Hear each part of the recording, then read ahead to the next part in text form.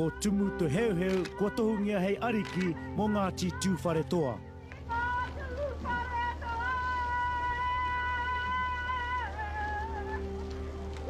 Whakahuatia ke kowai, nai atu atu nei! Kowai no!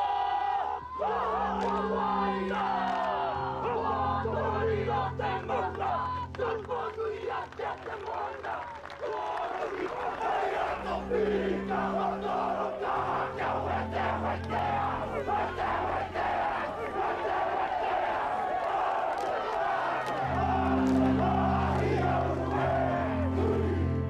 What is it like growing up thinking that it's highly likely you're going to take over this role, this important role for the iwi? You don't want it.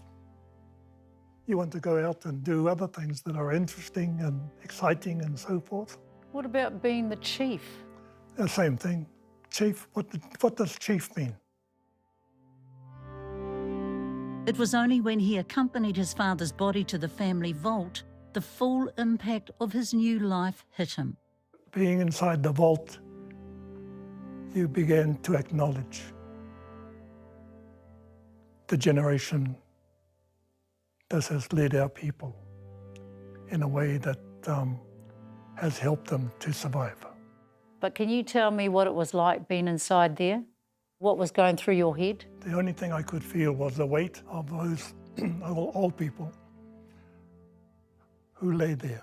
It's also about whanaungatanga. They're all in here.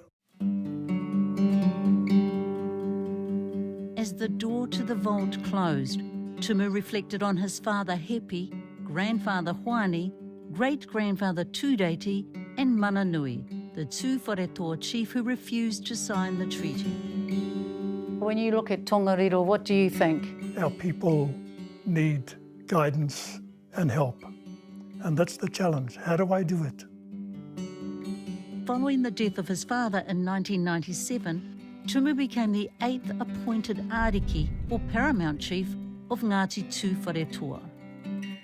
We've got a lot of people with a lot of different skills, but that traditional role of Ariki, it's a whole new skill set as well, because he's been engaged internationally, nationally, intertribally, within his own tribe, within his own hapu, at whānau level, constantly having to shift scale, conversation, the nature of the conversations, content. He's a people's person. His respect is genuine. He is revered by our people for that calm, for that mana person that he is. During his father's tangi on the southern shores of Lake Taupo, Tumu got wind of a hui inside the tiny Catholic church at Waihi. I thought I should be there, to hear the kōrero. But when I entered the church, I was told that I wasn't needed and that I should go. And how did you respond? Well, I think I swore. Really, it's not very chiefy. I couldn't get over it, actually. I was a little bit surprised. Who was in the church? Was the church full? I would think that they'd have representatives from the various hapu, so that when the decision is taken, it's a decision of Tuwharetoa. No, it was Taki Downs who came out to answer the door. He saw me down here and told me the decision that had been made. Which was? That I would take over from Dad. And what was your response? Nothing. You couldn't say, thank you, but I'd rather not. No, he didn't give me the answer in a way that I could respond like that. He said, you're it. This probably wouldn't have come as a big shock, though. It might have been appropriate for me to be considered, but the way that things had progressed, it was a little bit sad. And then when you reflect on the mahi that Dad had facilitated over the years. It's not something that you can really take on board in a positive manner. Sir Chief Tumu Te Heuheu worked hard to build a collective Māori voice. He helped establish FOMA, the Federation of Māori Authorities, and alongside other leaders formed the National Māori Congress. In 1995, he called iwi leaders and Māori organisations to a hui at Hirangi, which soundly rejected the national government's proposed fiscal cap on treaty settlements. While these events helped shape Tumu, he claims his grandmother Raukawa was just as strong an influence. The role that she played when Hoani was alive, when they did things together for each other and also for Tuwharetoa. And it's that support, I think, that has encouraged me in terms of my role in the future, in the same way that that Tongariro does for me. Tongariro being a taonga of Tuwharetoa. Its history and the role that it has played in terms of giving strength to Tuwharetoa. How much influence does the iwi have on what goes on in Tongariro? Nothing. Nothing. The journey today is really about the return of the maunga to our people.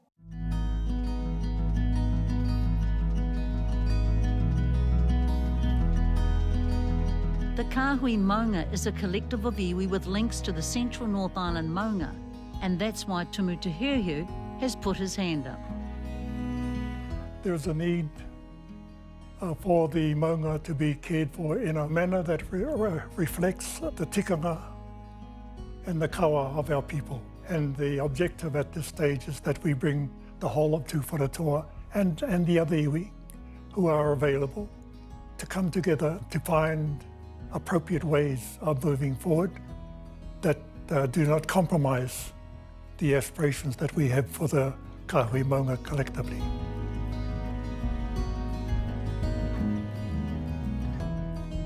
Ruapehu Alpine Lifts, or RAL, which operates the Whakapapa and Turoa ski fields in the central North Island, placed itself into voluntary receivership last year due to financial pressures after being hit by COVID-19 lockdowns, climate change and a poor ski season. The commercialisation aspect, that's not the kaupapa or the journey that we're embarking on. That's a kaupapa that perhaps needs further debate and discussion between our people and the general public. Tā Tumu is clear. His most important role is to restore and protect the sanctity of the maunga. What drives him? See you after the break.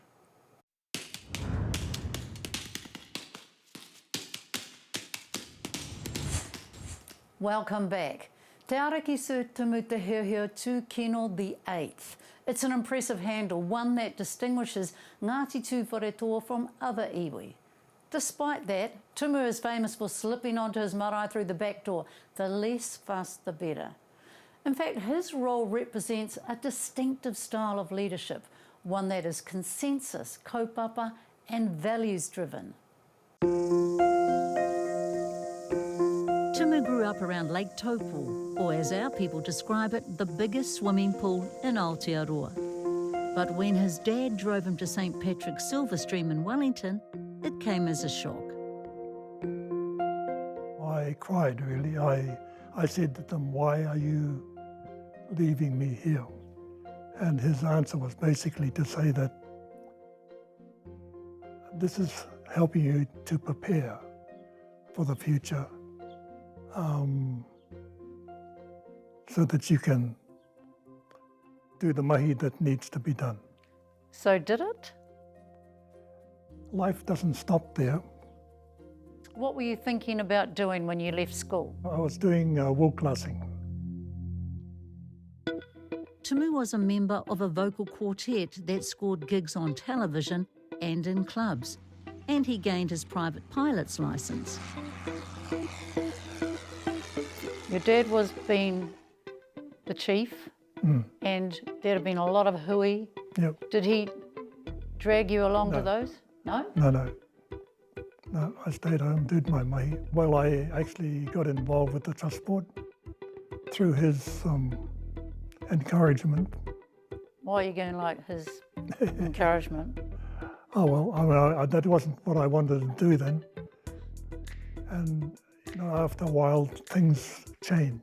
You have I suppose, a more positive attitude. What did you observe when your father was the chief? He had people that helped him to do that work. In 1992 or something, the bed came back to the iwi. Yeah, 92, 93, yep. Who owned the water? That was something that they pursued when the bed came back. Isn't that a crazy way of thinking? You have this lake and somebody owns one bit of it, Yeah, yep, and somebody owns the other bit. yep. And that's never been accepted by Te Wharetoa. Today we're still involved in that turmoil. If we don't work together, we won't achieve the results and the outcomes that we are seeking. I runga I te reo rāhiri o te ariki o Tū Wharetoa o tā Tumu Te Heuheu, raumo ko tā Toby Curtis rangatira o te arawa, kua pō I mai ngā māngai o ngā waka o te tai hauauru, tai nui, mā tātua me te arawa ki te rangi tāmiro I o rātou whakaaro. Ko te mea matua mā mātou, I aha te wahanga ki ngā iwi o te motu, I roto I nei wiriwiringa, me tēnei kaupapa hei ngā tau kei mui te aroa. Tumu convened a hui a couple of years back to discuss what was then called Three Waters. So what was the collective outcome of that hui? It was a stepping stone process to bring our people together, representing the various iwi, and then form a committee. And then the committee would actually deal with the issues and with the Crown. Te Wharetoa has a tradition for hosting intertribal hui, going back as far as 1856, when Iwi Ko Te Heuheu called tribal leaders to Pukawa to appoint a king who might unite iwi. Sir Tipene O'Regan, the doyen of a person of the years from Haitahu, said to me one day,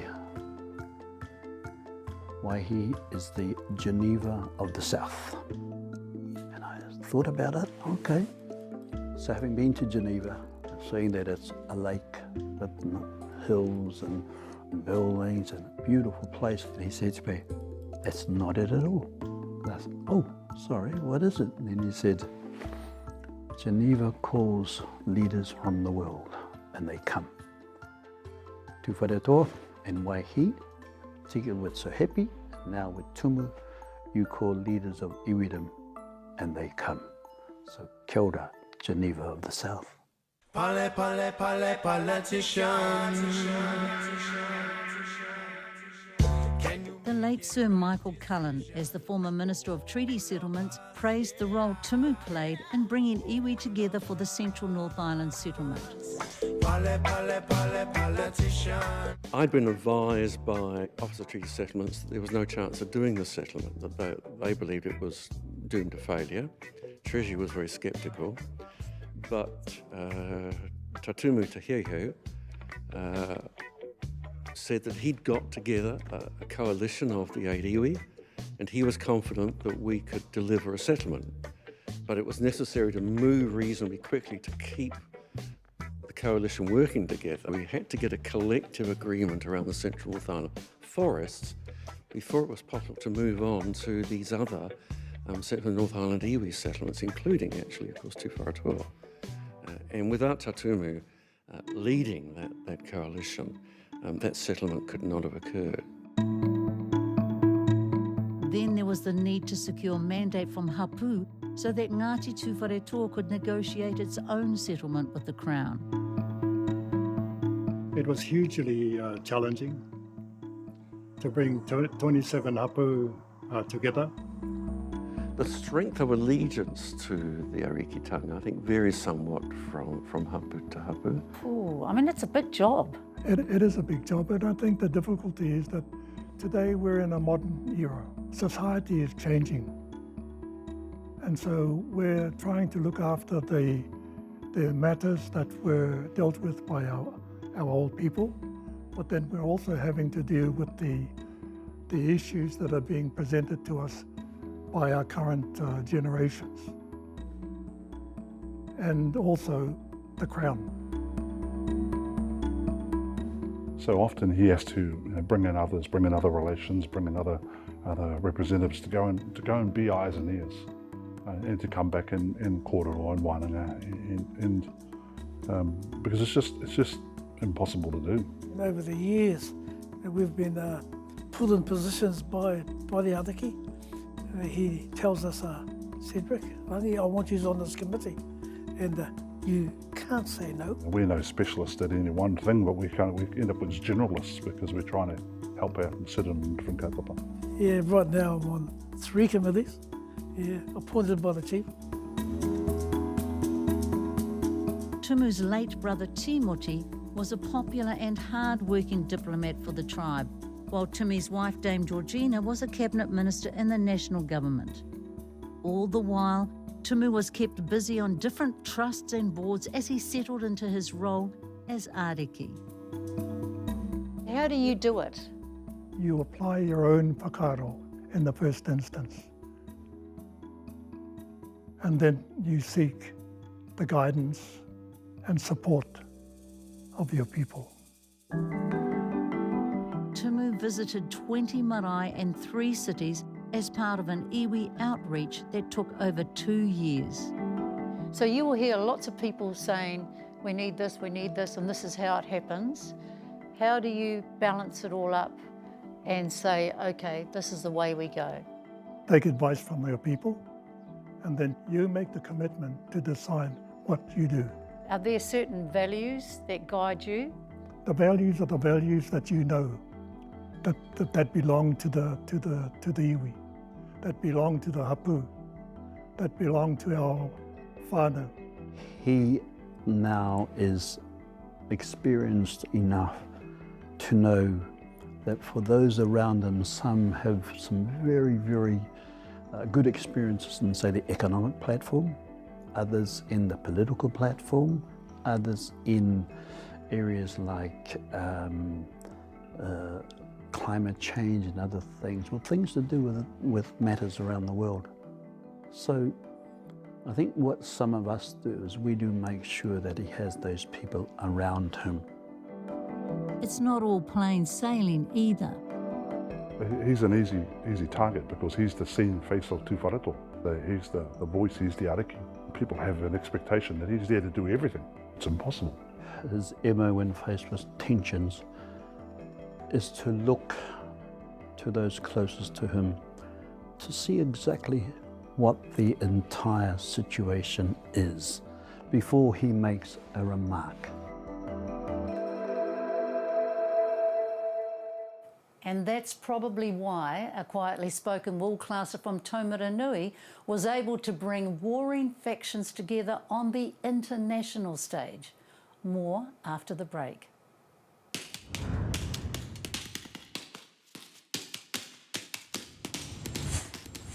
Welcome back. It's a real honour to bring you a rare interview with a leader whose name may be unfamiliar to many. Yet he, his father and their forebears have been powerful influences behind the scenes in Te Ao Māori and beyond. Twice the listener included him on the list of the top 15 most influential New Zealanders. Tumu Te Heuheu is a recipient of an honorary doctorate and a knight. Sir Tumu Te Heuheu of Taupo. The more song and dance, the more ceremony, he just starts to retreat. And that's, when you think back to a lot of our old people, that was exactly the same thing. Is that something that you're not comfortable with? The attention that you get? I don't really reflect on it too much, because when you do, then it becomes an issue. In 1993, Tumu led the successful bid for Tongariro National Park to attain a rare dual World Heritage listing, not just for its physical, but its cultural and spiritual features. As chair of the UNESCO World Heritage Committee, he worked hard to put a spotlight on the Pacific and indigenise the council's kaupapa. The first time I experienced his chairmanship was when he invited me to Paris. And the first thing he said, I want to meet all the members of my committee. The whole 21, I think. We went to all the different embassies. We met them all. When I asked if this was the normal practice for World Heritage Committee, they said, nobody does this. The former wool classer from Taumaranui chaired tense discussions between Arabs and Israelis, Thailand and Cambodia, on the World Heritage Committee. And yet he made decisions as if he was in his backyard. I think probably sometimes we underestimate the wool classer and the person from Taumaranui. I'm quite proud of the fact that we come from a legacy of kaumātua and experience and excellence that allowed us to see that kind of leadership. George Asher recalls how Tumu helped broker discussions between Cambodia and Thailand over the sacred site of the Temple of Preah at the centre of a volatile trans-boundary dispute. Tumu was asked by both parties to try and reconcile the matters, and through a number of meetings, an agreement was reached that Cambodia forward the proposal and they would be supported by Thailand.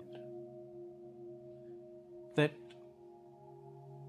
position was acknowledged by the World Heritage Committee at its 31st session in Christchurch.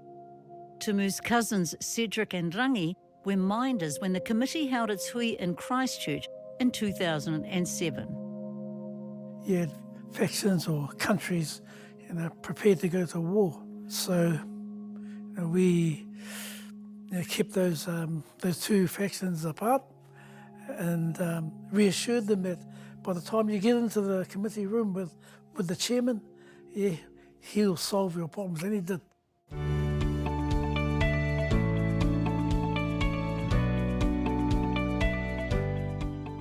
Tēnā koutou e te iwi.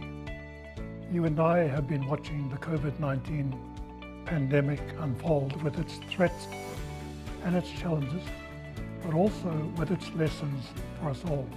Tumu's manner is consistent, no matter who he's talking to. What do you talk about when you sit down with the royals? Normal, yeah. You take away the royals and just say, tēnā koe sir, how are you? Did you watch the rugby last week? Yeah. And can we have our land back? Yeah. E mihi kau atu, e ngā iwi e tau nei, o runga o te rohe, o Aotearoa. Now the man affectionately known as Chief is gradually winding down from his heavy workload under the watchful eye of his wife Susan and his children. What's your idea of a perfect day? When we're able to move forward, make decisions together and achieve positive outcomes for the benefit of our people, actually for the benefit of our community as well. What about going fishing or something? Oh, that'll be nice. Sitting on your lovely jetty? Yeah. Going fishing would be good. Tuwharetoa,